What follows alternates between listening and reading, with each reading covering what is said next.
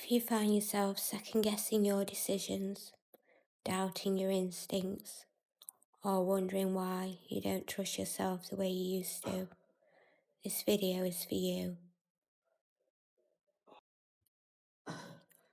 Struggling to trust yourself after narcissistic abuse is not a personal flaw, it's a predictable response to long-term emotional invalidation, and nothing about it means you're broken. How self-trust gets eroded. Self-trust does not disappear overnight, it's slowly worn down.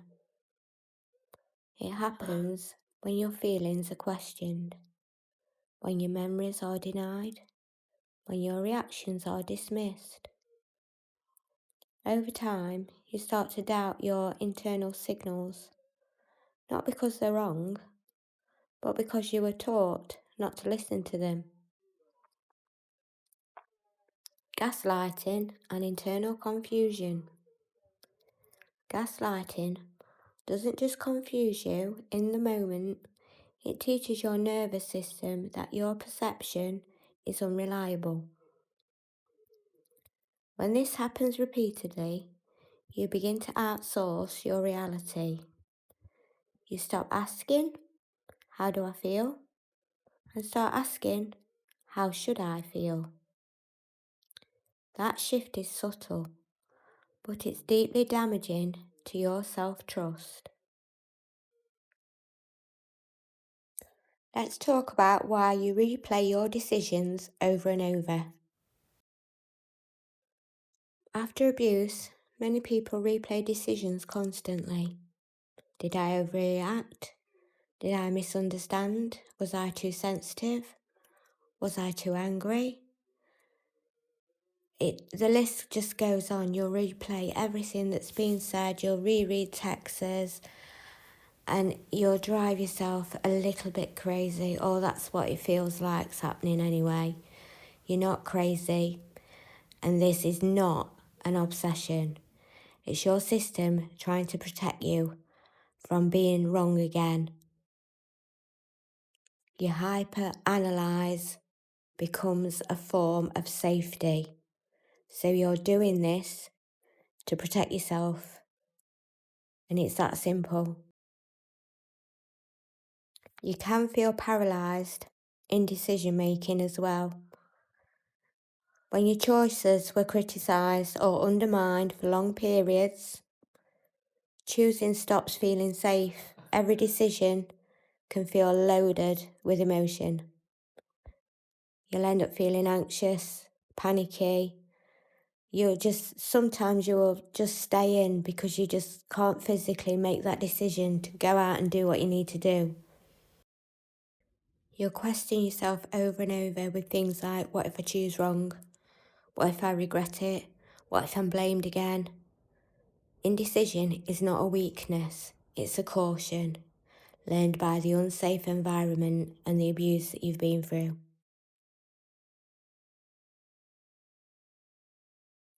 You will even start to question why other people's opinions are louder than yours. After narcissistic abuse, other people's opinions can start to override your own, not because you lack intuition, but because you were trained to doubt it. You've been criticised that everything you've done is wrong, and it's all to justify making the narcissist feel like he's moved on, he's done better, and it's all your fault. And your system has learned that disagreement led to conflict, withdrawal, or punishment, so it became safer to shrink yourself, withdraw, than it was to assert yourself and set your own boundaries. Okay, so none of this is your fault, don't forget that. What rebuilding self-trust actually requires. Self-trust isn't rebuilt by confidence, it's rebuilt by consistency. Small moments where you listen to yourself and respond with care, honouring discomfort, respecting your no. letting decisions be imperfect. You don't need to get it right.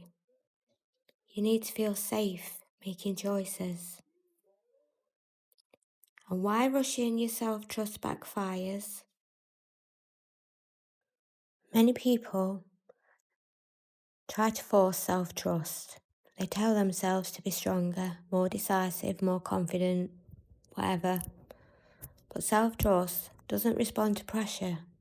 It responds to safety. Just like it was lost slowly, it returns slowly. Sign self-trust is already returning.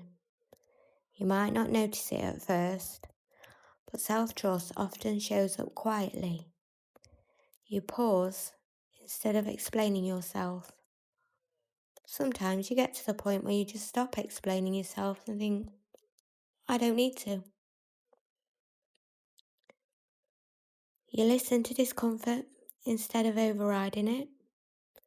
You stop feeling that you need permission to do things, for choices that feel right for you. That's healing in motion. You stop worrying about what other people say or what other people think. You stop reacting. The clickbait no longer works. You stop looking for the answers. And you just start going with your gut intuition and doing you. And that is the most beautiful, powerful thing ever, when you start trusting your own gut instinct again. When you start believing in yourself, you're halfway there to healing. If anything you take from this video, take this. Trust your gut instinct, because that is always right. You could probably think back to when you first met this guy. What was your first impression? What first thing came to your mind? You was probably right about him all along. You just got lost in the excitement and forgot what your gut instinct was telling you. Trust it. It's your best friend. So, if you don't trust yourself fully yet, it doesn't mean you never will. It means your system is still learning safety.